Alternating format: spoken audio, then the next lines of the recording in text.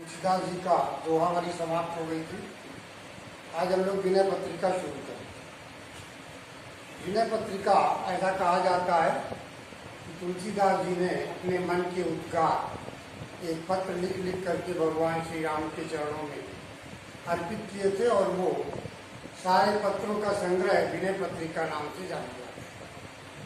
उसमें अपने जीवन को सुचारू रूप से जीने के लिए भगवान से ये प्रार्थना की है कि उन्हें काम, क्रोध, लोभ, मोह, मद, मत्सर इन सांसारिक शत्रुओं से छुटकारा मिल जाए और वो एक किसी सज्जन व्यक्ति की भांति अपना जीवन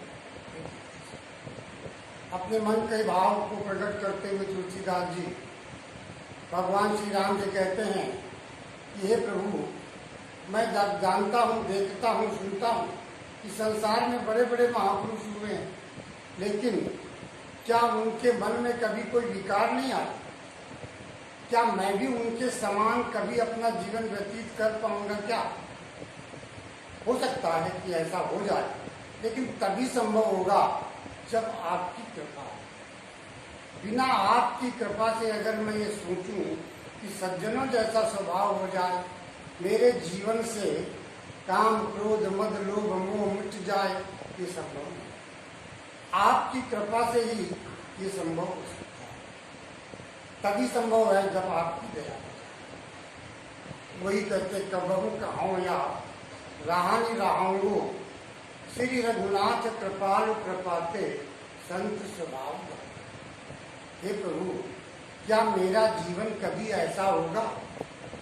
क्या राम की कृपा से, दया के भंडार राम की कृपा से, उनकी दया के फल स्वरूप मैं सज्जनों जैसा स्वभाव अपना पाऊंगा? सज्जनों का स्वभाव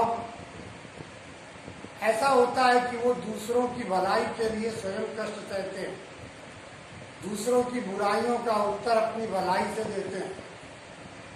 तुलसीदास जी ने एक जगह स्वयं परिभाषित किया है, उमा संत कहे यही बहाई, मंद करत सो करे भलाई। जो उनके साथ बुरा भी करता है उसका भी वो भला करता है। तो यही बात कहते हैं, प्रभु क्या मेरे अंदर कभी ऐसी क्षमता आएगी? श्री रघुनाथ कृपाल कृपाते संत स्वभाव गाऊंगो, राम की कृपा से कभी सज्जनों जैसा स्वभाव हो जाए। हमेशा लाभ और हानि, यथा लाभ संतोष सदा, काहू सो कछु न चाहूंगो, परहित निरत निरंतर मन क्रम वचन ने मनिमा। कभी किसी से किसी वस्तु की कामना नहीं करता।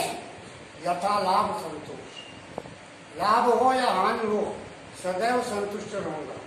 कभी किसी के प्रति घृणा या द्वेष का भाव अपने मन में नहीं आता। कभी किसी से कुछ याचना भी नहीं करूंगा। जो भी मिल जाएगा आपकी कृपा से उसी में संतुष्ट बना रहूंगा। हे प्रभु, आपकी कृपा से मेरा स्वभाव इस प्रकार से बढ़ सकेगा क्या? अपने शरीर की चिंता ही न रहे, सदैव दूसरों की भलाई के लिए सोचता रहूं, ऐसा कभी हो सकेगा?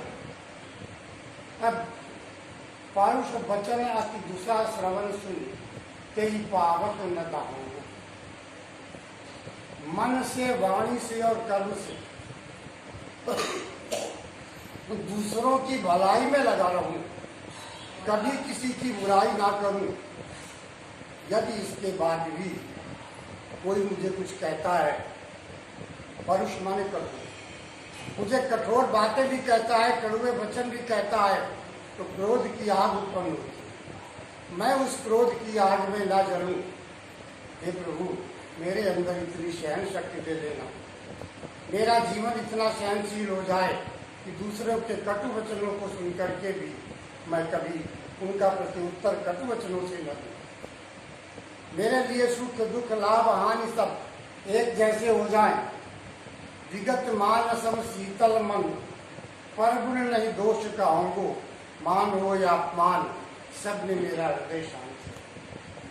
सदैव दूसरों की गुण गाथा तो कहूं, दूसरों के गुणों का वर्णन तो करूं, लेकिन दूसरे के दोषों को न करूं। दूसरे के दोष न देखूं, केवल उनके गुणों को देखूं, मेरा जीवन इस प्रकार का सज्जन व्यक्तियों के समान मेरा भी जीवन हो जाए। क्या कभी आपकी कृपा से ऐसा समय भी आएगा? तुलसीदास जी कहते हैं कि परिहरि देह जनित चिंता सुख दुख सम बुद्धि लाऊंगो, तुलसीदास प्रभु यही पथ रही अब चला है भक्त।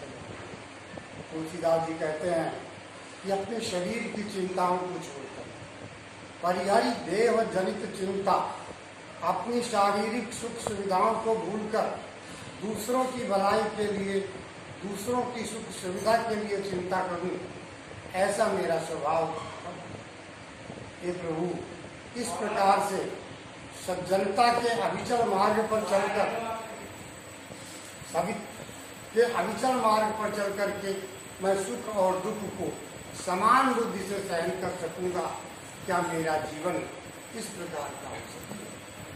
इस प्रकार से महात्मा तुलसी ने भगवान श्री राम से प्रार्थना की है। इसका काव्य सौंदर्य ये पद है, भाषा ब्रज है, शांत रस है, अनुप्रास अलंकार की प्रधानता है, गुण प्रसाद है, शक्ति अभिधाय।